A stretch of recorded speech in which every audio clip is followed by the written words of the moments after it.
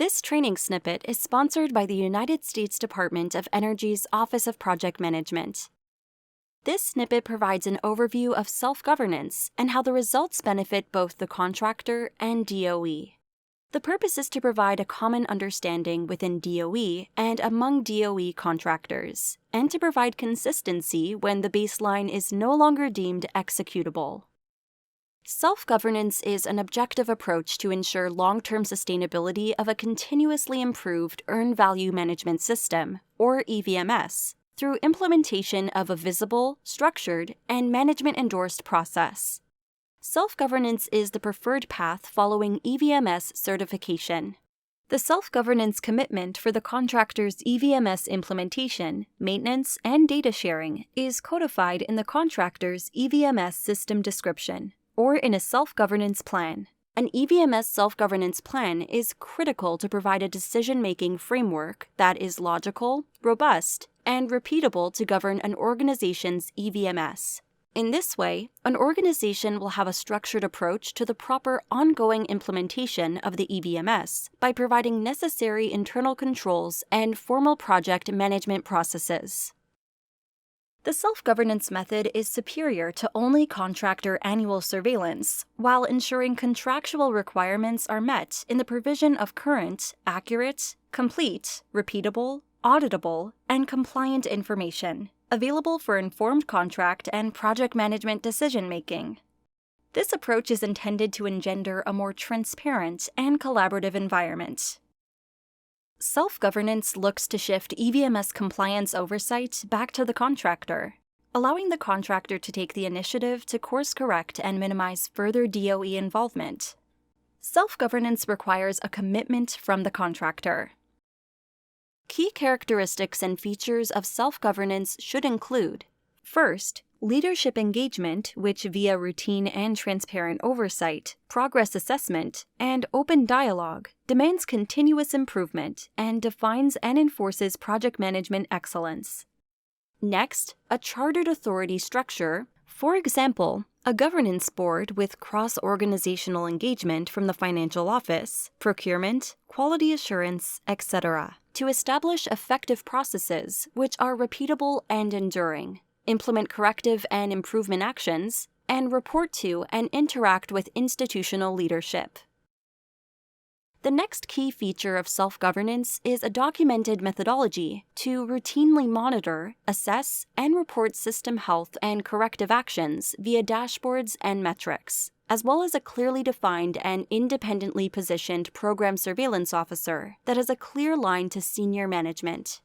Another key feature is to have a learning organization capable of maintaining and improving workforce skill via proven techniques such as peer-to-peer mentoring, prioritizing and executing process improvements, and reporting improvement progress to the governance board.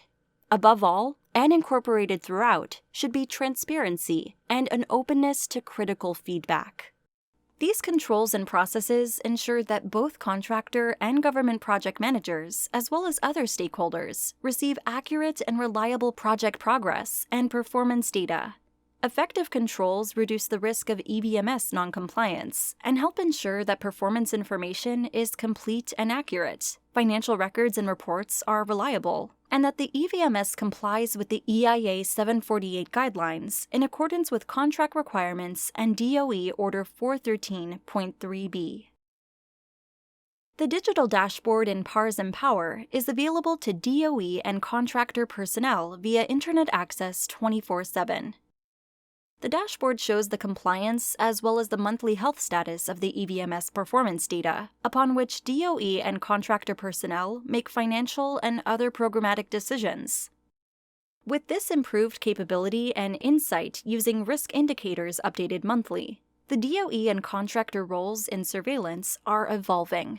Self-governance shifts the contractual EVMS compliance oversight back to the contractor, allowing the contractor to take the initiative to course-correct before DOE steps in. This report from PARS Empower is updated monthly based on contractor data uploads in the comma-separated value, CSV, format. Contractors who continue to upload in the Access Database, MDB, format will not be able to use this feature. The attributes and metrics are located in the Guidelines Attributes and Tests, or GATT, located in the PM EVMS Compliance Review Standard Operating Procedure, Appendix A. Any measurement that falls outside historic norms or deviates from a predetermined threshold will be flagged with a red or yellow background. Within minutes, both the contractor and the government will know what issues to focus on. In a self-governance environment, the contractor accepts responsibility to take the action of investigation and analysis. DOE PM30's oversight and level of engagement with the contractor will be carried out through a three-stage process, beginning with a less formal approach where the contractor has an opportunity to remedy any non-compliances before the matter is elevated to a PM surveillance team. This engenders a more collaborative approach, ensures consistency, and obtains results faster, thus ensuring the earned value, EV data, remains valid for managers to make informed project performance decisions and produce quicker results. Stage 1 is limited engagement. When the tests do not exceed thresholds, PM30 minimizes additional surveillance activities. Stage 2 is investigation. When any test exceeds the thresholds, PM30 will discuss the issue with a contractor, which will investigate whether a breach has occurred. Based on the investigation, PM30 may issue advice to clarify and/or interpret the relevant provisions of the attribute interpretation for the contractor to follow. Stage 3 is corrective action. If the issue continues, PM30 will require a more formal investigation by the contractor that will include a root cause analysis and corrective action plan. Throughout this process, government personnel will ensure that concerns are promptly considered by the contractor and that any necessary action is taken as swiftly as possible. Self-governance allows DOE and National Nuclear Security Administration, or NNSA, program offices, and DOE Office of Project Management full and immediate access via PARS Empower, and to act in a true oversight role. It also allows them to focus on projects and sites that require their focused attention based on data and surveillance results. Self-governance minimizes the need for future on-site DOE PM30 EVMS surveillance reviews, assuming submittal of EVMS data and information in PARS, inclusive of quarterly EVMS ribbon runs, remain within acceptable compliance thresholds, and absent DOE or NNSA program or site office or project team request. Here, we see performance improvements over time when concerns were identified in November by the contractor as a result of a formal self-governance program.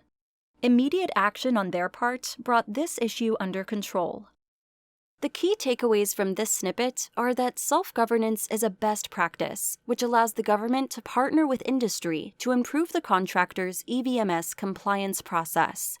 DOE PM has automated the process to the maximum extent possible and has provided 24/7 access to the results via PARS Empower. The process puts the onus of maintaining a compliant EVMS on the contractor, which in turn reduces government oversight. As with any big change, both the contractor and the government partner needs to be patient while remaining committed to the continuous improvement process. The contractor needs to engage in collaboration and transparency with PM30. For additional information relative to EVMS procedures, templates, helpful references, more snippets, and training materials, please refer to DOE PM's external EVM homepage or the internal max.gov PM library. Check back periodically for updated or new information. Thank you for using the Snippet library.